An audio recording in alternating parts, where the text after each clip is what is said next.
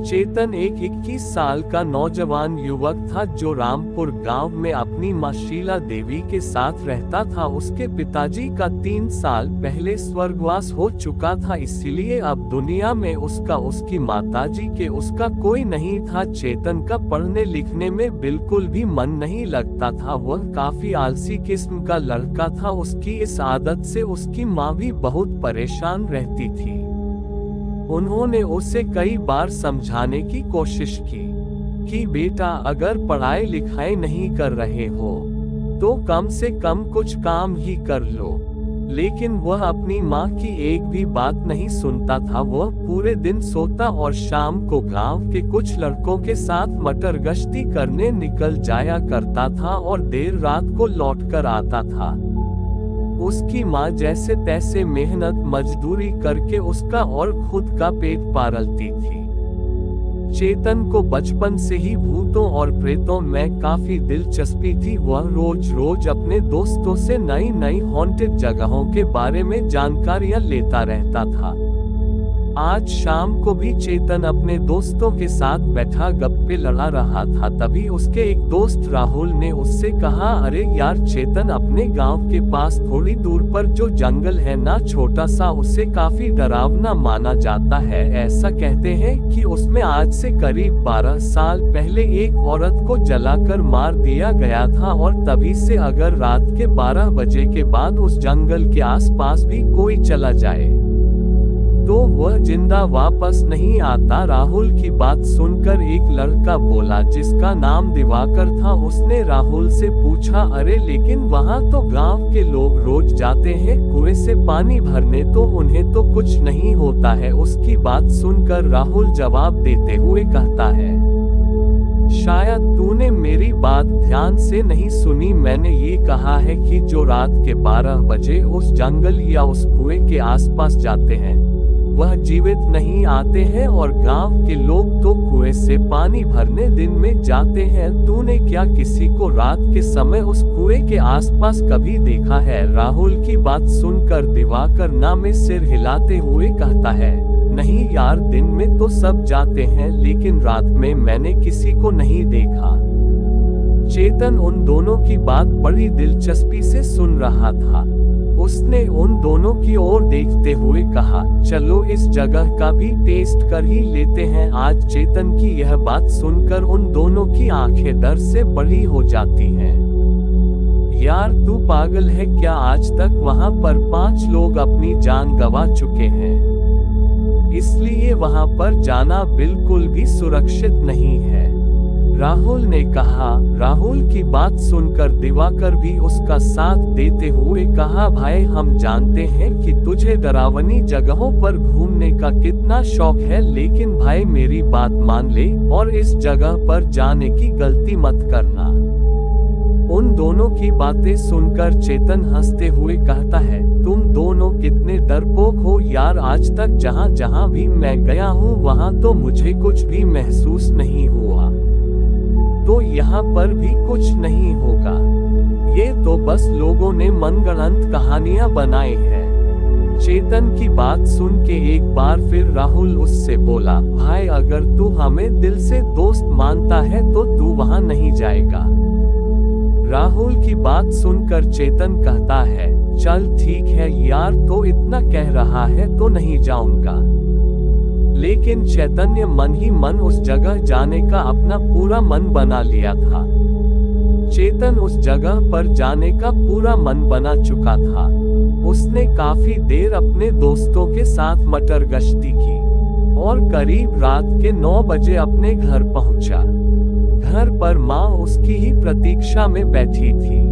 माँ ने उसे देखते ही कहा, आ गए तुम? चेतन ने माँ के सवाल के जवाब में कहा, हाँ माँ आ गया, लेकिन तुम इतना गुस्से में क्यों बोल रही हो? अरे गुस्से में ना बोलो तो और क्या करूं, तुम्हारा तो रोज रोज का यही है, दिन भर सोना और देर रात तक अपने दोस्तों के साथ मटर गश्ती करना।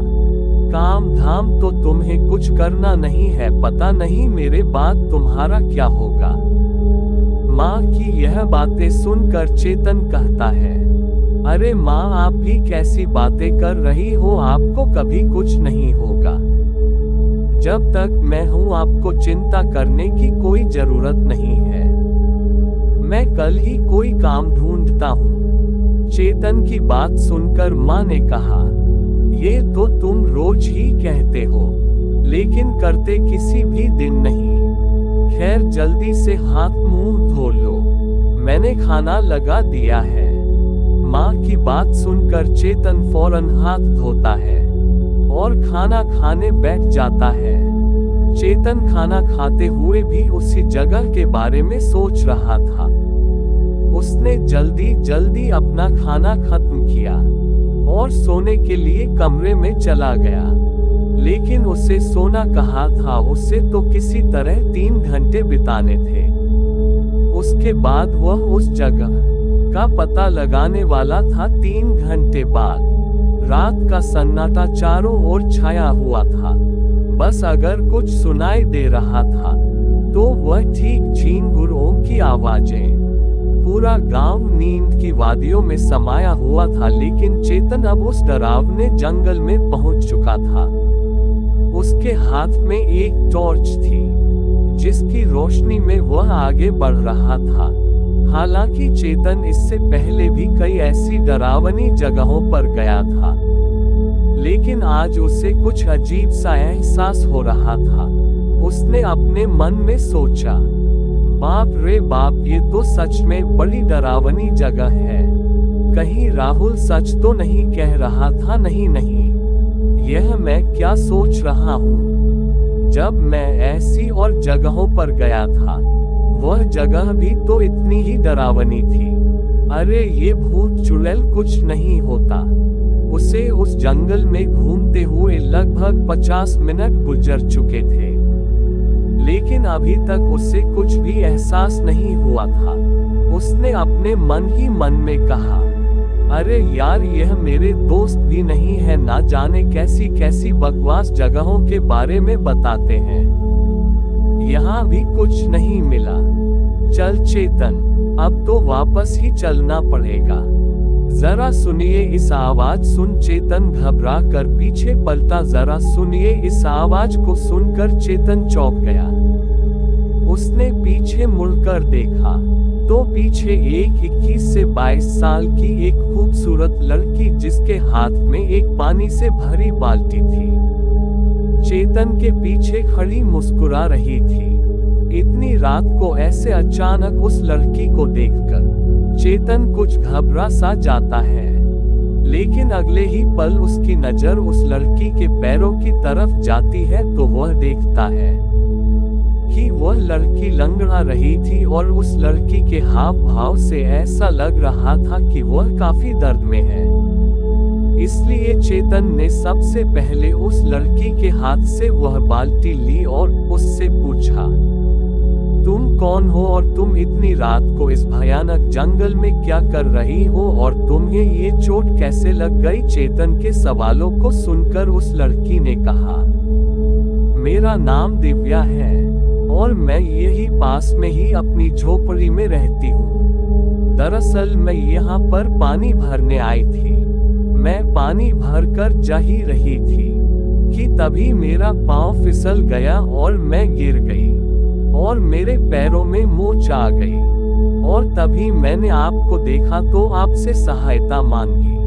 क्या आप मेरी सहायता करेंगे? दिव्या की बात सुनकर चेतन बोला, पर मुझे एक बात समझ में नहीं आई। सब तो दिन में कुएं से पानी भरने आते हैं और तुम इतनी रात को क्यों कुएं से पानी भरने आई थी? चेतन की बात सुनकर वह लड़की कहती है, अरे दिन में किसी कारण से मैं नहीं आ पाई तो सोचा रात में ही भर लेती हूँ और तभी यह सब हो गया।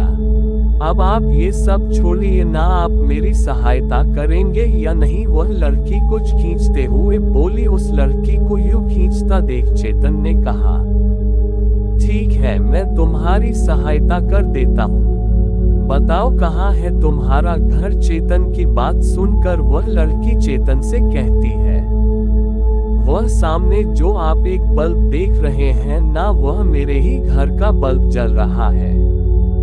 तो आप बस वहां तक मेरी यह बाल्टी पहुंचा दीजिए। चेतन ने देखा तो सच में ही एक बल्ब जल रहा था। चेतन को ये देख हैरानी हुई है, क्योंकि जब चेतन आया था तो यहाँ पर ऐसा कोई भी बल्ब नहीं था। लेकिन चेतन ने अगले ही पल इन सब बातों को और दिव्या के साथ साथ उसके बताए हुए रास्ते पर चल दिया। चलते चलते चेतन ने दिव्या से पूछा, तुम यहाँ अकेली रहती हो? दिव्या ने जवाब देते हुए कहा, हाँ, बचपन में ही मेरे माँ बाप गुजर गए, तब से मैं यहाँ अकेली ही रहती हूँ। कभी कभी मेरे चाचा चाची मुझसे मिलने आ जाते हैं। तो तुम्हें अकेले डर नहीं लगता? अरे डर किस बात का? इससे पहले कि चेतन कुछ और पूछता, उसने देखा कि दिव्या की झोपड़ी आ चुकी थी। उसने झोपड़ी के अंदर बाल्टी रखी और जो ही बाहर निकलने के लिए पीछे मुड़ा कि तभी दरवाजा धड़ाम की आवाज के साथ जोर से बंद हो गया। चेतन ये देखकर घबराते हुए कहता है, अरे ये दरवाजा कैसे बंद हो गया? और वहां भी अपने आप। जिसके बाद चेतन के कानों में एक जोरदार हंसी की आवाज गूंज जाती है। हंसी की आवाज सुनकर चेतन सामने देखता है और सामने जैसे ही देखता है कि जहां कुछ देर पहले दिव्या खड़ी थी, अब उसके स्थान पर एक बेहद खौफनाक चेहरे वाली औरत खड़ी थी। उसका पूरा चेहरा जला हुआ था, आंखें लाल लाल, लंबे लंबे दांत और उसके मुंह से टपकता रक्त। इतने खौफनाक चेहरे वाली औरत को देखकर चेतन की हालत खराब होने लगती है और वह हकलाते हुए उस औरत से पूछता है, तुम कौन हो और दिव्या कहाँ गई? चेतन की बात सुनकर वह औरत अपने डरावनी आवाज में जवाब देते हुए कहती है, अगर अपनी जान की खैरियत चाहता है तो जैसा मैं कहती हूँ वैसा ही कर, वरना अपनी मौत के लिए तैयार